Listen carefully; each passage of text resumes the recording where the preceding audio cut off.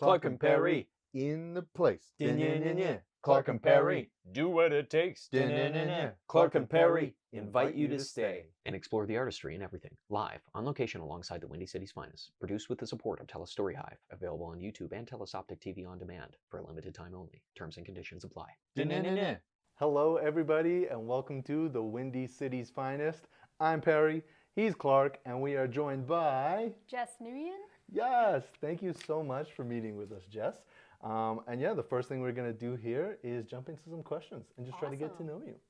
So yeah, our first question is a little more personal, but it's just kind of figuring out how you kind of engage with people in the world and what you look for in people and friendships and stuff like that. So what is your love language? And it can be more than one, but okay. Yeah. My biggest one is probably, it's gift giving. Not really gift receiving, because I mean, receiving gifts is nice, but it really makes me happy when I make gifts for people specifically and then give them to them, and then it's the joy on their face and the surprise, because it's like, no way. So that's really cool. And it's kind of that aspect of, I'm hearing like that idea of taking time for somebody and like making something for them and then seeing that payoff in their reaction kind of thing. So is Christmas like one of your favorite times of year? Do you get to give a lot of gifts? Yeah, I'd say so. Because then it can get also expensive, which isn't the best, but then if you're making stuff, it's really good. Even people's birthdays, like my friends. I had a whole summer where I sat down and I painted paintings for like 4 of my friends, and it took me like so long, but it was so cool to actually see it pay off when they opened it, because they had no idea. Oh, that's awesome. Yeah, and it was probably like tailored to them and their likes. Or, exactly. Yeah. That's awesome, that's awesome. And I know that we're probably going to feature some acrylic painting. Is that something you use in your gift giving? Yes. Yeah? 100%. Awesome. Nice. It's like my friends, some of them anyway, have acrylic paintings from me. Yeah. My mom has like a bunch on her wall. Nice. She even has a bunch of my paintings that she stole and put on her wall. It's like, they're mine now. They're mine now. Yeah. That's awesome. Yeah, I was going to ask, like, is it kind of like an added bonus if you get to go to their place and you see your artwork kind of on their wall and stuff? It's like, cool. Yeah. Because then I haven't seen it for a long time. I'm like, oh yeah, I remember doing that. Yeah. That's awesome. That's awesome. Great. Our next question for you is, who has been a significant influence or role model in your life? I would have to say my mom. Because my mom, she's not in Lethbridge. I'm not from Lethbridge, and she is still in my hometown of Grand Cache, where I'm from. But she's, I mean, I stay in contact with her constantly. Like, she's my biggest support, and she, honestly, without her, I wouldn't be where I am today. Right. And so you said Grand Nash? Grand Cache. Grand Cache? Yes. For people that don't know where that is, where is that? Still Alberta. Okay, yeah. It's like, if anybody knows where Grand Prairie is. Yeah. Which, and then it's like where do you know where Hinton is? No. Edson? No. Jasper? Kind of, yeah. Okay, it's like 3 hours away from Jasper. Okay. Couple hours away from Grand Prairie. It's like, now what I've started to tell people is that when you look at Alberta and then there's like that tiny, like that point thing in the province, it's like there. Okay. Like it's like close to BC. Okay. We're in the middle of the mountains. And is it a smaller town? Oh yeah. Yeah? How many people? Used to be a town, but now it dissolved into a hamlet. Okay, yeah. It's like 3,500 the last time. Wow. I heard. Yeah. I haven't been keeping up with population. No, that's fair. Yeah, no. More out of interest. But yeah, and so like, you know, living in a city like Lethbridge, was that like you knew you needed to get out, or was it just you wanted to kind of like get out and... Oh yeah. I don't know. Can you tell me more about that? So growing up in Grand Cache, there was no drama. No drama whatsoever. In all, like, growing up through school, there was Missoula Theater that came in. Missoula? Yes. What is that? They were like a touring TYA company that would like come in every year. I think it was TYA. I never did it. It's like my memory from when I'm like 7. Yeah, for sure. Could be not that true. But they were called Missoula. Okay. And they come in every year, and then they do a play, and that was the only thing, the only opportunity. And I never did it because when I was younger, my mom's like, that's too much time commitment. Like, Right. we're going to go home, we're going to eat dinner, we're going to do this. Like, you're not staying out all night. Yeah, yeah. So I never did that. And then there was like sort of a drama class in my middle school, which included playing games like telephone and Heads Up 7-Up. Okay, So yeah. I'm going to say, no, none of it. No, yeah, no drama. Okay. Yeah, so I wanted to be an actor, so then I thought, okay, I have to leave here to do that because there was literally no opportunity. Because the town is very nice, like it's a small, well, now hamlet, Yeah. a small mountain community with like a couple thousand people. Everybody knows everybody. It's really pretty in the winter. Yeah, yeah. And I'm like, okay, there's no actors here. Yeah. Do you get to go back often, or do you get to go back often? Not really? really. I only go home at Christmas. Okay, yeah. So like once a year, my entire family's there, so it's good to have like a one and done. So it's like not going everywhere. It's just the one place, and then get to see everybody. Right, Then come yeah. back here. Yeah, no, that's awesome. Because, yeah, I was going to ask, I was like, is there things like now, having grown up and experienced a different city, potentially a bigger city, like, is there different things that you notice about that place that you can appreciate more? Having been away and kind of living your life away from that place, but coming back, is there stuff? Like you said, it's really pretty at Christmas. Yes, And that's what. really huge. It's like a little bit smaller, and then when you are living there, you don't notice it. And you see all these tourists coming around taking pictures, and you literally forget, and you're like, why are they taking a picture of the sky? But then you realize it's the mountain. Yeah. And then you leave, and you're like, oh, I see why people were doing Totally. And as somebody, so I'm from the UK. And so, yeah, when my family came here and we could see the mountains from our place in Calgary, it was just amazing. Like, they really are amazing. And so, yeah, like I think that's really sweet that it's like when you go back to that place, you're like, oh, wow. You're like almost underneath the mountains, it feels like. Like in Banff, sometimes that's what it feels like, right? And so, no, that's really awesome. Do you have anything else to add on that? Not really. No, that's okay. And I'm going to actually go back. I'm kind of flip-flopping a bit here. But do you have any other love languages? Because I know I have like a few that I kind of bounce between, and it depends on who. But I like physical affection for sure. yeah, That just mostly consists of hugs. hugs. Right on. I like my friends, or a lot of my friends anyway, you see each other and it's just like, like hug to say hey and bye and stuff. And same with my sister. It's just like a nice way of communicating with people. Yeah. And then there's some people out there that are more like, oh, hey, and not huggy. But I'm like, no, I like it. Yeah. Right on. And so, I don't know, do you think you're more of an extrovert or introvert in that sense? In the sense of like, I don't know. I think when I think of like somebody that will happy to like get up and hug people and stuff, I think extrovert. But, I think it's a mix for everybody, right? So I'm just curious. I feel like, okay, this is a little bit off the hug thing. Okay. But like to introvert and extrovert, it's like growing up, I was always perceived as an introvert. Because I was like the bookworm in school, always doing the homework, and everybody would look at me and be like, nerd, sort of thing. I was in that stereotype. Yeah. So like, I was perceived as an introvert, but then as I got into drama, I became more of an extrovert. So it kind of like developed over time. Right. But then I still feel there's a bit of both. Yeah. I mean, I know there's a word for that. Ooh, I don't know what that word is.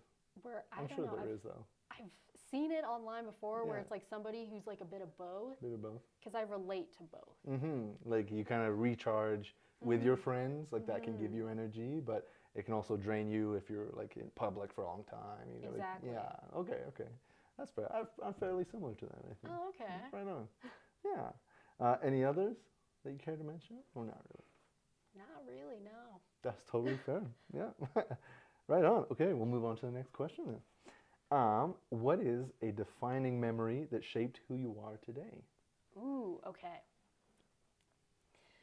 So before I went to Lethbridge, the University of Lethbridge, I was in Grand Prairie Regional College, which is now Northwestern Polytechnic. Okay. Because it got upgraded. Nice. But it was a college when I was there, so Okay. I'm just going to say Grand Prairie Regional College. Yeah. I had my very first drama class, and my instructor, my college instructor, his name was Misha Albert. He's still teaching there today. Nice. And he he's been around the block. Like he went to Toronto, did some things. Like he's been an actor for years and stuff, and he's really knowledgeable and he's great. He was my first drama instructor, and the way that he taught really inspired me and just motivated me towards the craft of acting. Yeah. And then that's kind of what set my path on the trajectory that it went to Lethbridge. Because I always say that if I didn't have him as a teacher and say I had somebody who wasn't as passionate or was kind of more jaded, you know, when you get those teachers who are not passionate about what they're teaching, I would have probably gone to a different degree. Yeah, absolutely. So it's kind of like that was a really defining moment. Almost not a moment, but the entire semester I was working with him. The process, Yeah, because you could see his passion and his commitment because he'd been doing it for a long time. Yeah. And then he was just like so encouraging too.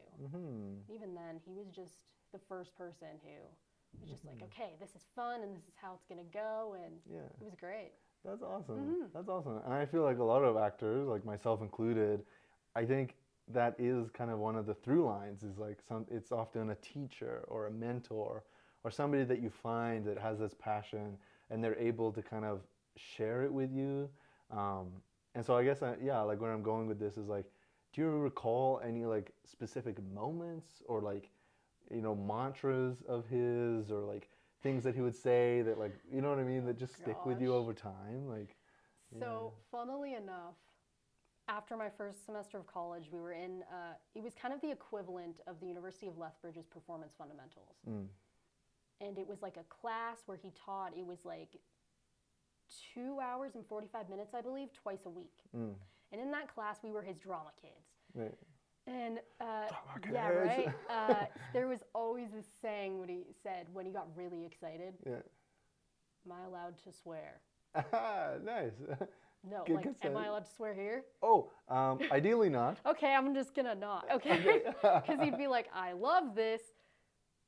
Please. Yeah, and then so at the end of the semester, I went and I was like, okay, this is hilarious. I love this. So I made sweatshirts for everybody. Oh my with it on God. the shirt, and then I put the name of the class on the back, and then the year, and then it was his quote of the class.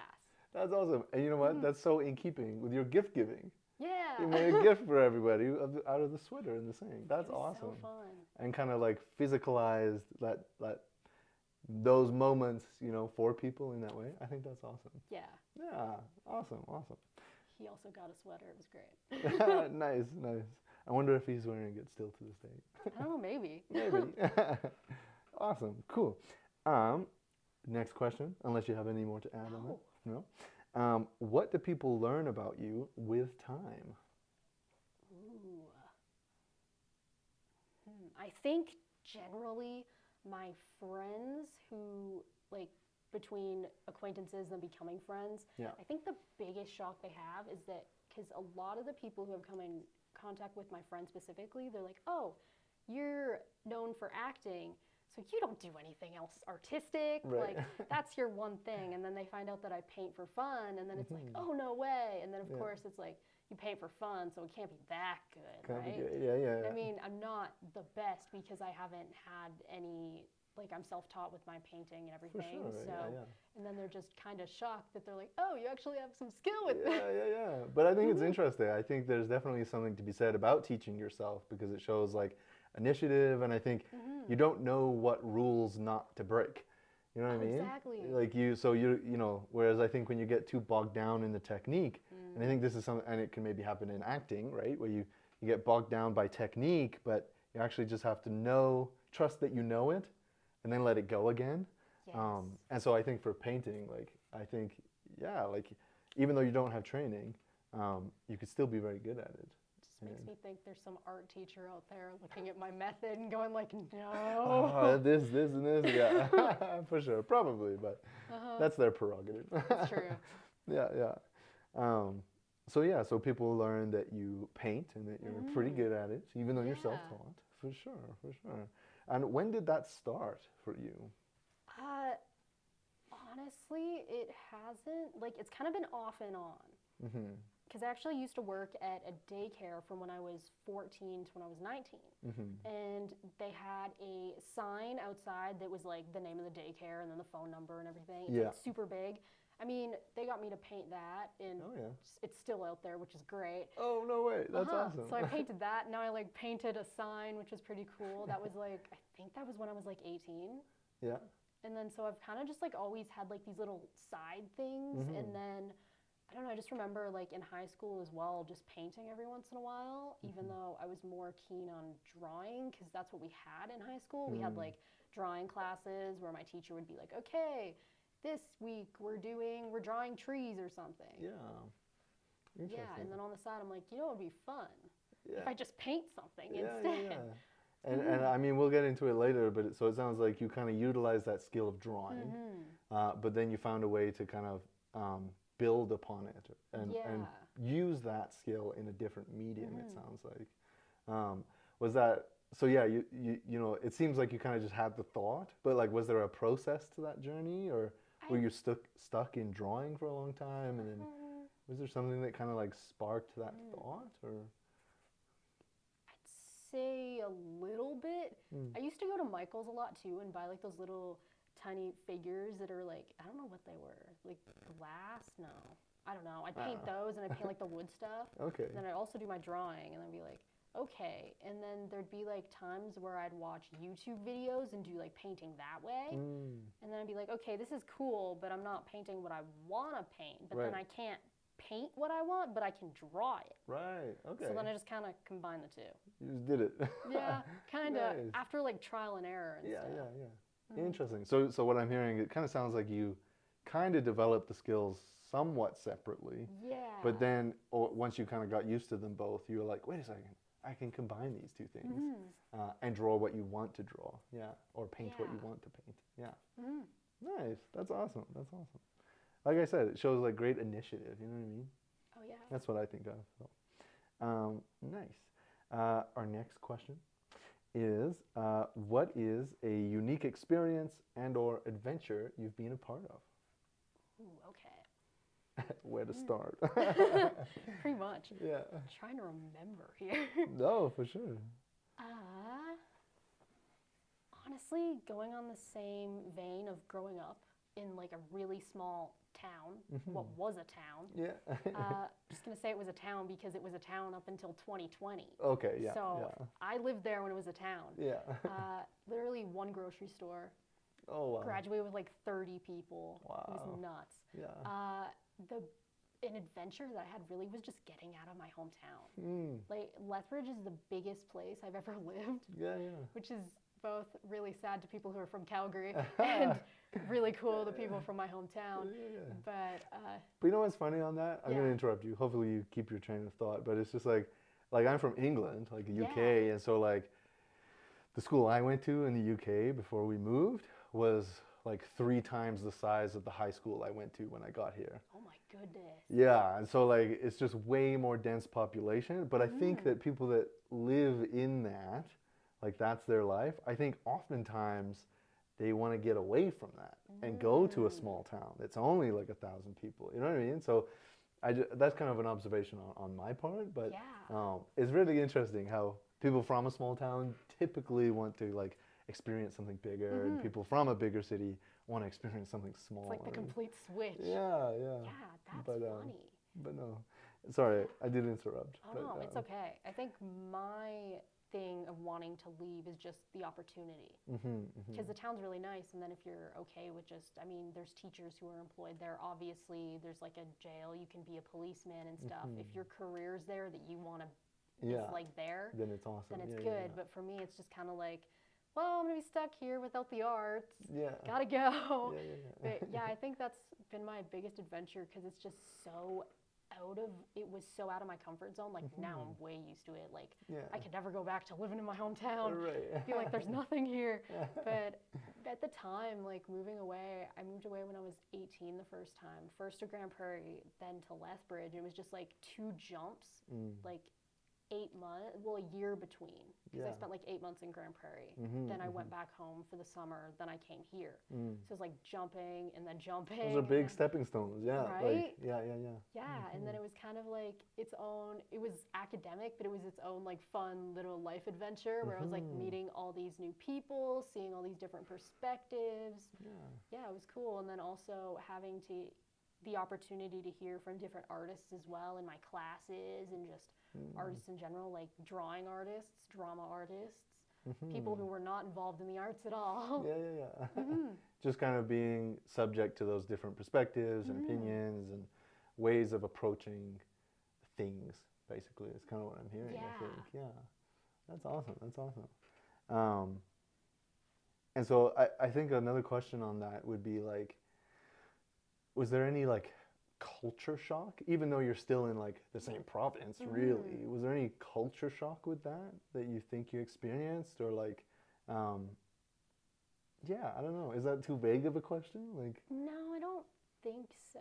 I think, and I can clarify a little Yeah. bit, but I think because I'm just imagining, I'm using my imagination where it's just like, if you go from a place with very little art, but like beautiful scenery and stuff, and then yeah, moving into a space with more art and the beautiful scenery is a little farther away. Although Lethbridge is beautiful, we have the coulees and everything like that. But I'm just thinking of like, yeah, I just wonder if there's any like stark differences that you maybe noticed in that journey. It's okay if not. say specifically between my hometown and Lethbridge that a lot of the people, they've lived there forever. Like, I mean, Right. their grandparents live there, their parents live there, they're living here, they're having kids there. So it's like generation. Right. And then it's a lot of the same perspective. So like it's very black and white, whereas if you come here and then there's a lot more just freedom to express yourself, I'd say, and to explore both who you are as an artist and the kind of art that you want to Yeah. just develop and create and stuff. Yeah. It almost sounds like you know, in that smaller city, it's like a very niche audience, and if you're not selling quote unquote Yes. to that audience, you won't really have a space to practice or explore those things. Whereas in a even slightly bigger city like Lethbridge, there's just that potential for more different kinds of audiences Oh, that absolutely. you can kind of practice stuff and it'll maybe resonate more immediately with those people is kind of what I'm hearing. Yeah. Right on. See, if you look at the theater companies here, they all like they develop content for the specific audiences within Lethbridge. It's like, if you don't like that one, we got this one. You don't like that one, we got this one. Yeah, for sure. Yeah, and then like what you're saying about the kind of generational kind of like there is value in that and like tradition and you know I mean that's all over, that's part of history, right? Oh, yeah. Things do get passed down and it's important that that happens. But and then when I think about Lethbridge, I think like, you know, it's a big like university city, right? Where we do have kind of an influx of students for like the school year, but then they'll go home to places for the summer and stuff. And so I think that adds a dynamic maybe that you wouldn't get in a smaller town. Oh, definitely. Yeah, for sure. Kind of that influx of population and kind of like so much energy, frenetic energy it seems like, and then they'll kind of leave again and then it'll settle. Yeah. And you might have mentioned this before, but you said you go back for like Christmas sometimes. But otherwise, you pretty much stayed in Lethbridge once you came here? Yeah, I went back for one summer during the Yeah. pandemic when we all got kicked out of Right. residence because I Yeah. was still in res. Oh, yeah, yeah. So I had no choice, even Yeah. though it was great to be home with my parents. But Yeah. other than that, I've been here. Oh, awesome. So like, so that's like a unique perspective in of itself, because I also have done that. And so it's like, like I say, you get to experience the city with the frenetic energy and the students and everything happening. And then like, did you notice like a stark difference like during the summer when you were here and like kind of settles into this, I don't know, like how would you word it? Like, or, I mean, you know, like, not literally, but the city, like especially the west side, it seems like it just kind of dies oh, a little, for like a little bit, like in just the energy yeah. aspect, because it's so just calm Yeah. in the summer compared to the craziness of the year. Yeah, yeah. Especially my first summer when I stayed here, I was like, oh You're my like, goodness, whoa. it is like empty. Yeah, you're like flashbacks to your hometown. Right? Not quite. Not quite. but close. Yeah. No, interesting. Yeah, and I think though there is still a difference between even like the the west side of Lethbridge and the south side. Yeah. It's not quite the east side, but anyways, and yeah, because then a lot of more of the like there are generations of people that live, but they're more located, I think, on the south side. Yeah. So there is still more energy, I think, on that kind of side of town, and it's all connected by this little bridge that goes across the coulees. Like, yeah, interesting. Cool. Not to get too into the weeds of it, but you think, are you like west side for life, or would you move to the south side, or what? Or does it matter, or what? I mean, I like the west side just because of the whole. I was there for the university the whole time, and I've just kind of stuck around, and that's what I'm familiar with. But I'm definitely not just like boo south side or anything. Doesn't make sense to do that. No, So, exactly. I was like, the south side's great. Also, I'm used to the west side. Totally. Awesome. Cool. Yeah. Do you have any thoughts on that you want to share? Like I think that's adventures, about it, experiences? No, I mean, other than that, I mean, vacations, but Yeah. that's pretty broad. I mean, I went to Disneyland once. Oh yeah. That was great. I was 13. Nice. Never been back since, but that was great. Nice. But you still remember that? Yes, I do. That's what my parents made sure of. They were like, we got to wait until they're old enough so then they actually remember. It. Right. Yeah. Interesting. Very interesting. One thought I've had is on this idea of like experiences or adventures is, and because you're an actor too, is this idea that each show that I get to do is kind of a little adventure in of itself. And I don't know if that sparks any thoughts for you or stories, but that's something I think about. Is each show, each character or set of characters, it's like its own little adventure in of itself, and I don't know, does that inspire anything in you? Yeah, the first thing I think of is my first show with the Shakespeare Performance Society. And since you've worked with them as well. I certainly have. Just getting to tour around like the places outside of Lethbridge for the first time, it's so fun. And it's just, it was such a new experience, and it was an adventure in a way, because even within the city, you're hopping from like location to location, and you're like, it's an adventure because of, our staging's going to be different today. Completely flipped, We don't have stairs, or now we're on the ground, or look, there's grass. We're inside, we're outside.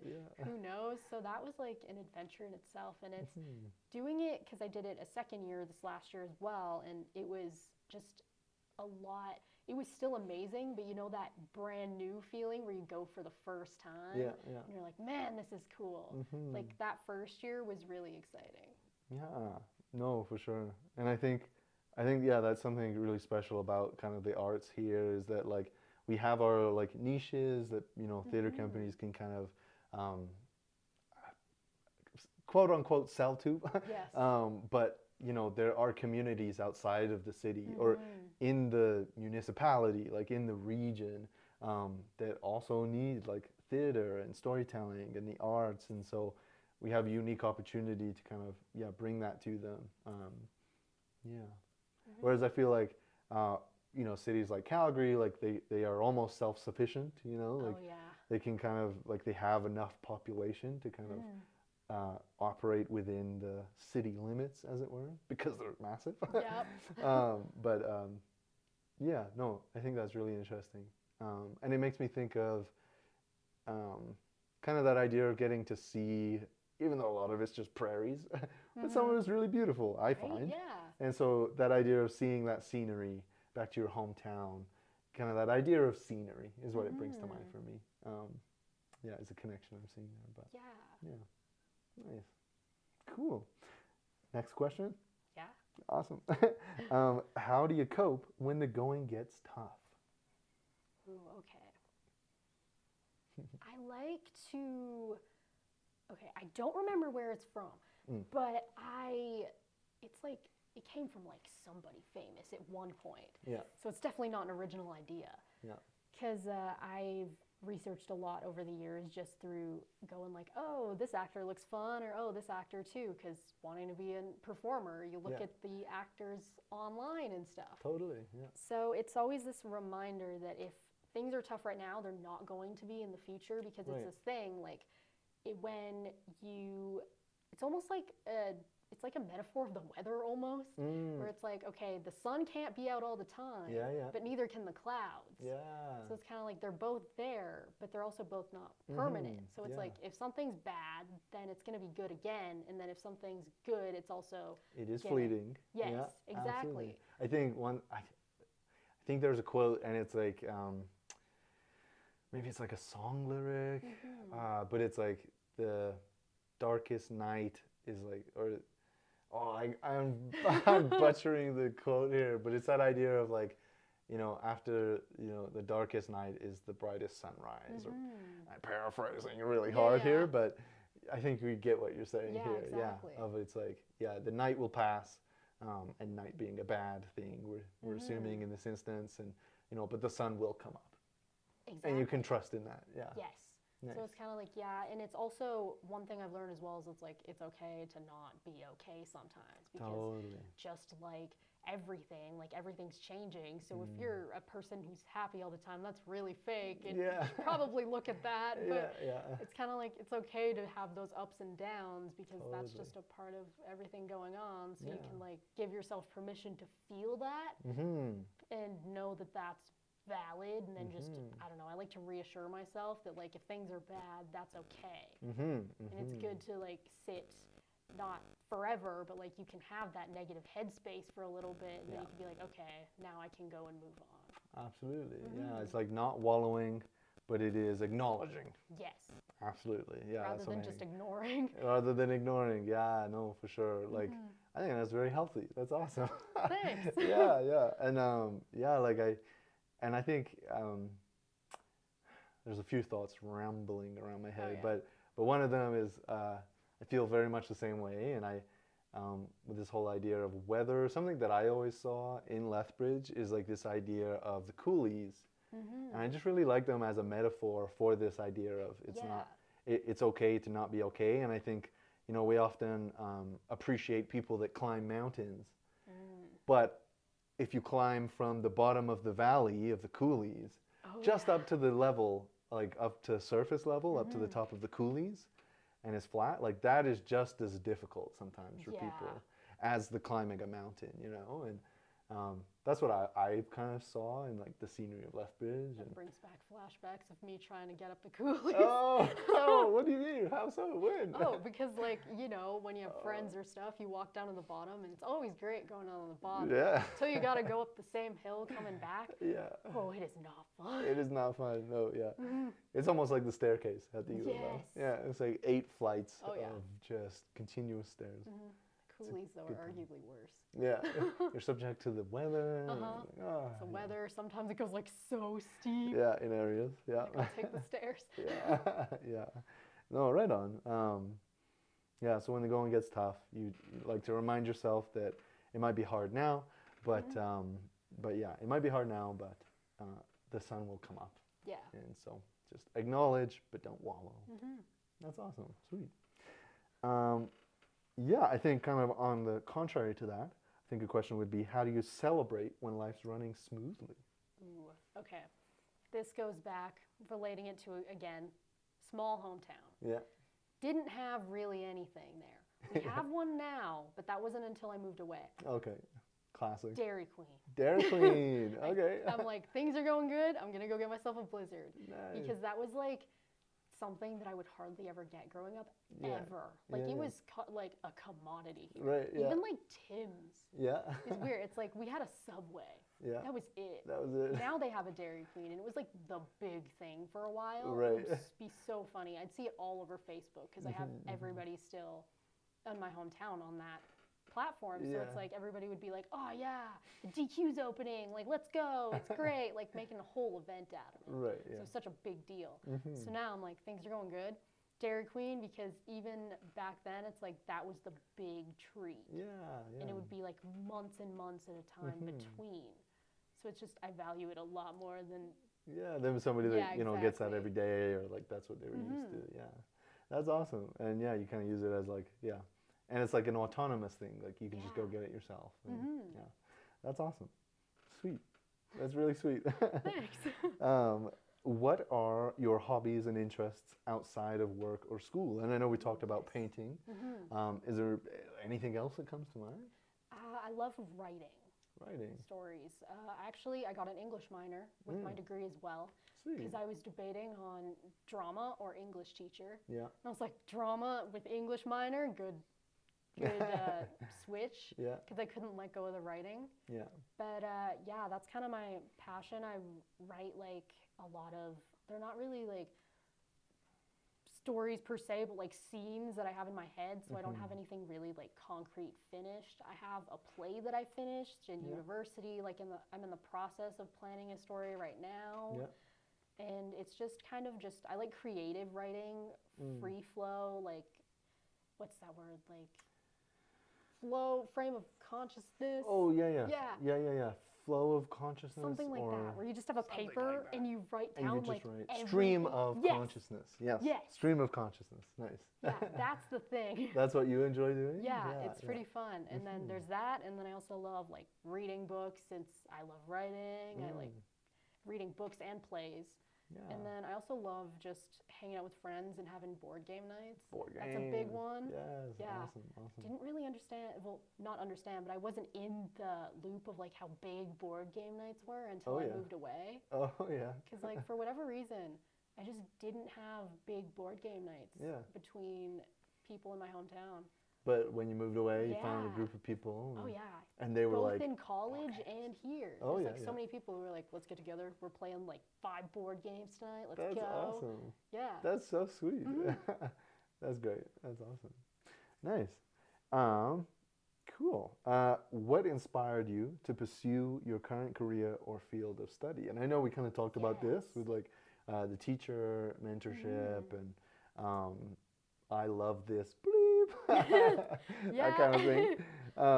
But yeah, like, is there anything more that you can kind of say to that? Because we're gonna kind of get up on our feet here shortly and do some acting and playing and just see what comes to mind. But is there anything else that comes to mind on that?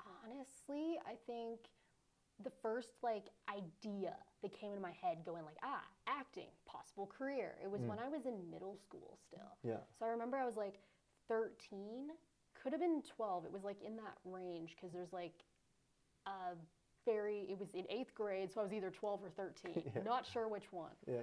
But I watched a lot of just those really cheesy teen shows. Okay. Like the dramatic ones. Sure, where- yeah. yeah. And I'd be like, oh, that seems so fun. Yeah. And then I had this inkling where I was like, well, what if I could do that one day? Yeah. Because before that, it never clicked that would be a option. Like a possibility. Yeah. And then it just kind of stuck with me all throughout school. And I had like this thing where when I graduate high school, I'm going to try it out. And then if I try it out and I don't like it, then there we go. Yeah. You Right? tried it. At At least least I you can tried say it. you tried it. Yeah, because there's a lot of people where it's like, I can do that, and then they don't try it And they just don't try go it. somewhere else. For sure. Yeah. So then it was like this whole thing where for years, I just kept it on the back of my head, like, okay, that's a possibility. It was kind of like the dream sort of thing, but then the dream without knowing if I liked it or not sort of thing. Yeah. And then so it was keep it in the back of my mind. And then that's why I went to college, to try it out among a lot of other things. For and sure. that's what stuck. Nice. That's awesome. Yeah, what I'm hearing is like this idea of like just that courage to like express yourself and just try the thing. I feel like a lot of people, and I think, part of like societally, there's this kind of, it's, maybe frowned upon for some reason of just like trying the thing. And whether you're good or bad at it really doesn't matter to begin with. You know what I mean? I think, and then there's all these conversations about like talent but it's like, well, people that are talented, they often practice a lot, and so it just takes time really. And, you were able to make that leap and you tried it and it stuck and yeah, that's awesome. And then there I went. And then there you went, stepping stones away. Yeah. Awesome. Great. Our last question for you, for our interview segment here is, what are your future aspirations and goals? Ooh, okay. So obviously, be in more theater productions. Absolutely. That's always one. Yeah. Because there's nothing more fun for me than just getting with a group of people and then making a show. Yeah. And then also, I loved my time at the university just learning from my professors and then other classmates, even just their perspectives. So I'd love to go back to school for just more theater training. Yeah. I'm not sure exactly what training, because I wanted to go for a master's, but the program shut down and then it was a little bit hard and I had to reevaluate. So maybe a master's, maybe like just a 2-year program somewhere else, maybe a different program, but I definitely want to go back and learn more and then kind of just continue that trajectory in theater and acting and maybe even try working film-wise, do a commercial or something. Totally, yeah. Just get experience. Pretty much. Yeah, and broadening. I think that's a really big thing, you know, it's like broadening your skill set, even in small ways, like even if you're not really good at the thing right away, it's just like having that little bit of knowledge can go a long way, I think. And like I find that in acting, even when you know how to hang a light, or you know how to, you know, if you know the time and energy that somebody else is putting into another aspect of the storytelling, it kind of informs the way you look at the storytelling and the, you know, your role in the team and stuff like that. So. Oh, exactly. That's why I loved my experience with stagecraft in the uni, because I got to experience some of the backstage stuff. I'm like, whoa, okay, this is both awesome and a lot of work. So it's just, you get to start appreciating the whole versus just your one part in it. Absolutely. Awesome. Great. I think that is all the time we have for our interview segment here. So thank you so much for sitting down with us, and thank you so much for tuning in, folks. If you are on the live stream, stay tuned. We're going to get right up and do some acting. Otherwise, thank you so much. I am Perry. He is Clark. You are Jess. And this has been the Windy City's finest. Clark and Perry. In the place. Clark and Perry, do what it takes. Clark and Perry, invite you to stay. And explore the artistry in everything, live, on location alongside the Windy City's finest. Produced with the support of TELUS Story Hive, available on YouTube and TELUS Optic TV on demand for a limited time only. Terms and conditions apply.